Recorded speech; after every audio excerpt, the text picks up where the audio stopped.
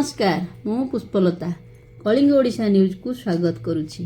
गतकाली संध्या 6 घटिका समय east coast railway ठिका कर्मचारी संघर प्रथम वार्षिक उत्सव राष्ट्रीय मजदूर कांग्रेस राज्य शाखा मुख्य कार्यालय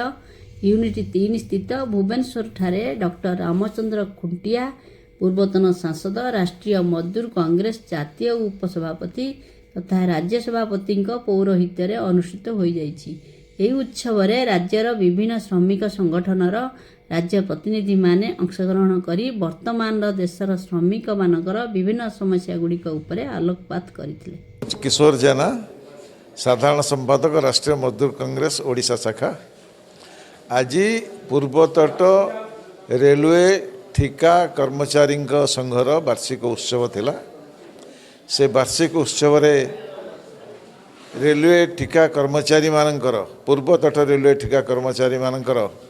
ये उत्सव आईएनटीयूसी समस्त नेतृवृंद विशेष भाव में आमर राज्य सभापति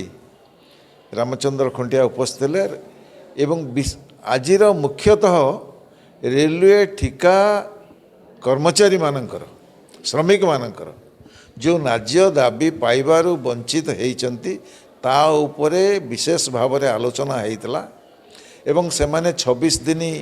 काम पाऊनाहांती तांको बाध्य करी फोर्स लीव रखा जाउची जानी सुनी 26 दिन काम बदल रे 20 दिया जाउची एवं श्रम आईन अनुसार साधारण श्रमिक जहाँ पाइबा पाई हकदार सेतुरु तांको वंचित करा जाउची। ठीक समय तांको प्राप्य दिया जाउ नहीं, उचित प्राप्य दिया जाउ नहीं, तांकर बोनस दिया जाउ नहीं, तांकर ईएल दिया जाउ नहीं। ये बहुविध जो समस्या अच्छी से संपर्क रे विस्तृत भाव में आलोचना हैला। संघर कर्मकर्ता आमर सुशांत पंडा एवं अन्य बंधु माने तांकर जनरल सेक्रेटरी दिगल बाबू ये समस्त एवं राज्यर राष्ट्रीय मजदूर कांग्रेस नेतृवृंद उपस्थित एक कथा विशद भाव में आलोचना हैला। गोटे निर्णय आम पहुँचलु जे आगामी दिन में ठिका कर्मचारी मानकर जहाँ समस्या अच्छी ताकू उचित कर्तृपक्ष निकट में ताकू उपस्थापित करा जिवो एवं ठीक समय सीमा